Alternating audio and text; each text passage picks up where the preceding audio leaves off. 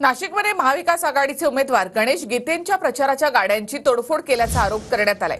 भाजपच्या कार्यकर्त्यांनी तोडफोड केल्याचा आरोप होतोय, तर वाहनांमधून पैसे वाटले जात असल्याचा आरोप भाजपने केलाय।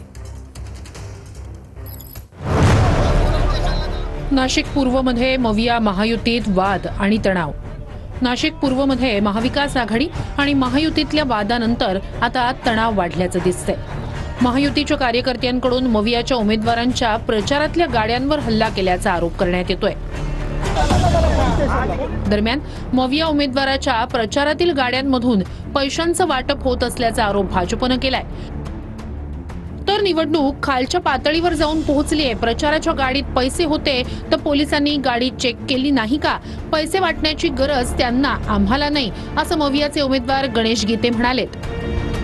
आज जेव्हा त्यांचे भाऊ आणि त्यांचे सहकारी पैसे वाटत होते तेव्हा नागरिकांनी तिथल्या त्यांना पकडलं आणि तिथे जेव्हा काही मुलं गेले तेव्हा तिथं ऑडिओ आपलं व्हिडिओ क्लिप आहे की गणेश गीते यांच्या त्या कार्यकर्त्यांना आणि भावाला पोलिसाच्या ताब्यात द्या, पोलीस येऊन गाडीत बसतानाचे व्हिडिओ आहे। कुठेतरी सिंपथी मिळवायची यासाठी हा चाललेला एक बालिश खटाटोप आहे। ज्याने हे उद्योग केले, माझी गाडी जर पोलीस स्टेशनला आणली, पैसे वाटत होते तर मग पोलिसांनी गाडी चेक केली नाही का?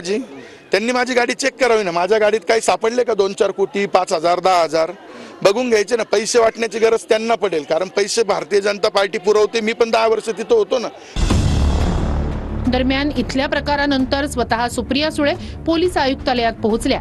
झालेल्या प्रकाराची सुळेंनी माहिती घेतली। गलिच्छ राजकारण सुरू आहे अशी टीका सुळेंनी केली आहे। तर ज्यावेळी पराभव दिसतो त्यावेळी असं नरेटिव्ह सेट केलं जातं, असा पलटवार प्रवीण दरेकर यांनी केलाय। आपण महाविकास आघाडीच्या पदाधिकारी नेत्यांना नेमकं काय सांगाल? अजून 3 ते 4 दिवस काय सांगणार? आम्ही शांततेच्या मार्गाने, आम्ही संविधान करूनच काम करतो।